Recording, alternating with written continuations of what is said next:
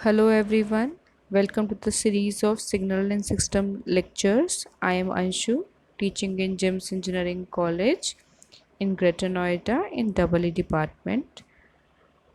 Today I'll speak about basic operation of signals. So operations of signal. Sometimes a given mathematical function may completely describe a signal. Different operations are required for different purposes of arbitrary signals.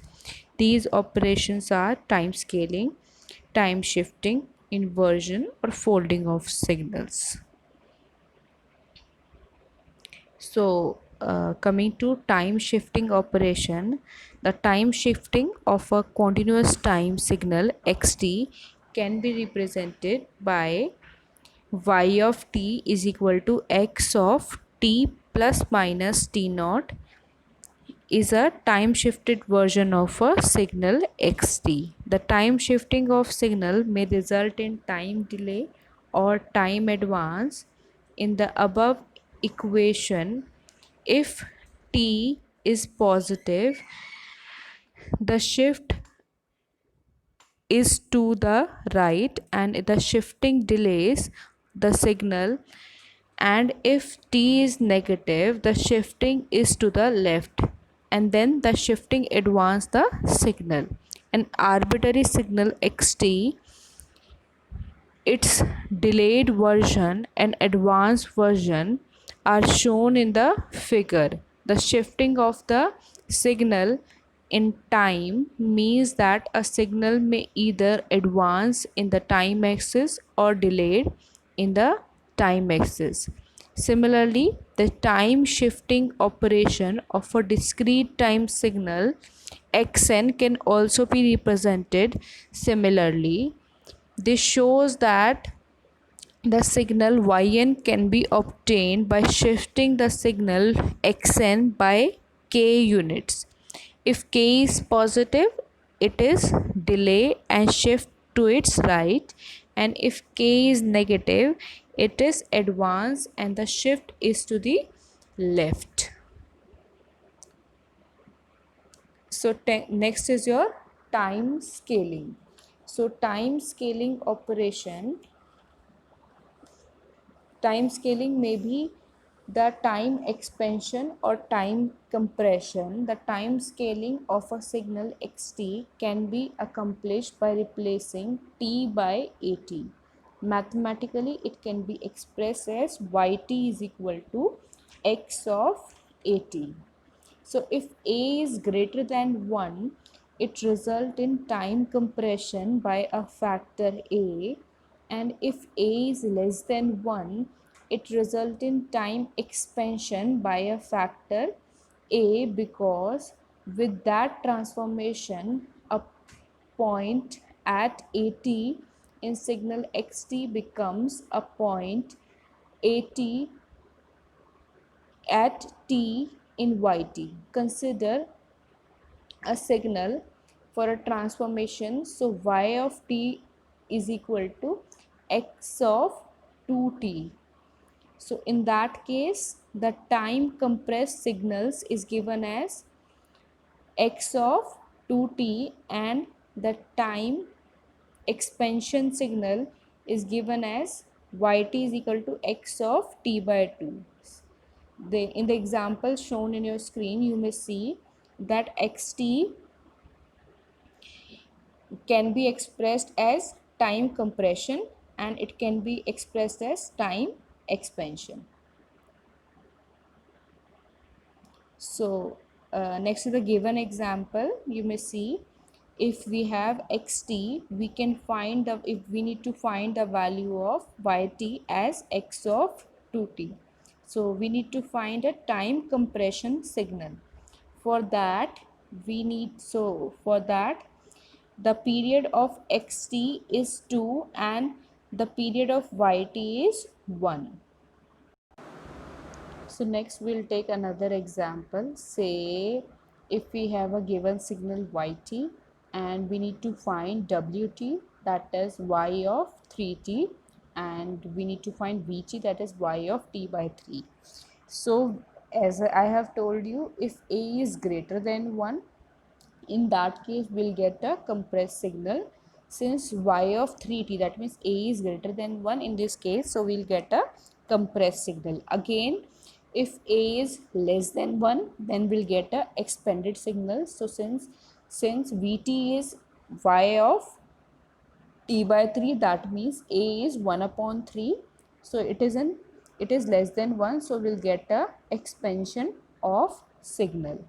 So next we are having a time reversal or time folding signal. So time reversal signal is also called as time folded signal.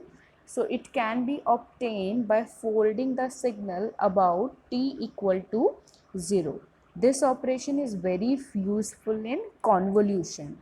It is denoted by x of yt is equal to x of minus t.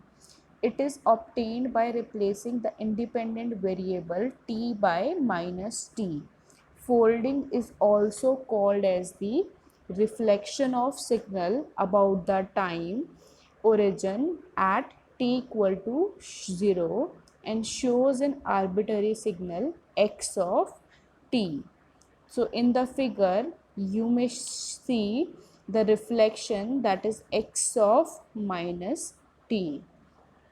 So for example, if I have a signal yt is equal to xt as shown in the figure, so if I want the same signal y of t as x of minus of t, then we can see the mirror image of that signal. So that's why it's called time folding signal. Next is our amplitude scaling. The amplitude scaling of a So the amplitude scaling of yt at any instant is equal to a times the amplitude of x of t, or c times at that instant, but the shape of yt is same as shape of st. If a is greater than 1, it is amplification, and if a is less than 1, then it is attenuation. Here the amplitude is rescaled, hence the name amplitude scaling. So in this we can say yt is equal to c of x of t. So in the figure you may see, if we have given a signal xt, then its amplitude can be attenuated or it can be amplified, okay, depending upon the value of a. If a or c, if suppose if c is greater than 1, then the signal is amplified, and if the value of c is less than 1, then the signal is attenuated. Similar in the case of discrete signal. In the case of discrete signal, the amplitude scaling of discrete time signal can be represented as yn is equal to a of x of n, where a is a constant, or c, where here I have used c as a constant. So depending upon the value of c, a signal can be attenuated or amplified. Next is the addition of two signal. When we need to add two signal, the sum of two continuous signal x1t and x2t can be obtained by adding their values at every instant of time. Similarly, the subtraction of any continuous time signal x2t from another signal x1t can be obtained by subtracting the value of x2t from that of x1t at any instant of time. Consider two signal x1t at x2t. So as you can see the example, we have two signal as x1t and x2t. So at every instant of time we'll add the amplitude of two signal, and the resultant signal xt will give you the summation of these two signal. So here we can see, as seen from the diagram, from minus 10 to minus 3 on time axis, the amplitude of z of t is equal to x1t plus x2t. So it is 2. From minus 3 to 3, the amplitude will be 3. From 3 to 10, the amplitude will be 2. Similarly, we can get the subtraction. The subtraction, as I said, the subtraction of one continuous time signal x2t from another signal x1t can be obtained by subtracting the value of x2t from x1t at every instant of time. So as seen from the diagram, so we have x1t, x2t, two signal, and the subtraction of these two is given as z of t. So z of t from minus 10 to 3, so minus on time axis from minus 10 to minus 3 it is minus 2, from minus 3 to 3 it is minus 1, and from 3 to 10 its value is minus of 2. Next is multiplication of two signals. The multiplication of two continuous time signals can be performed by multiplying their values at every instant of time.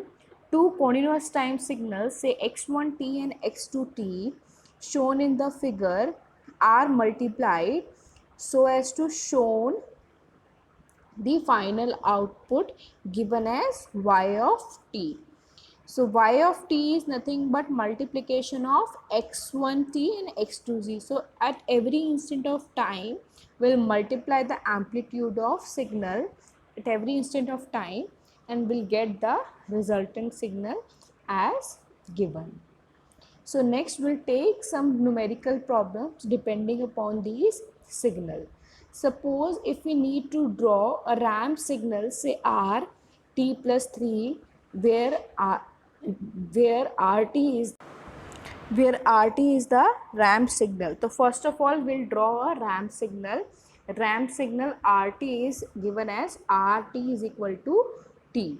So in the ramp signal, as we know that since rt is given as t, so if we need to find the value of rt plus 3, then what we'll do, we'll have rt.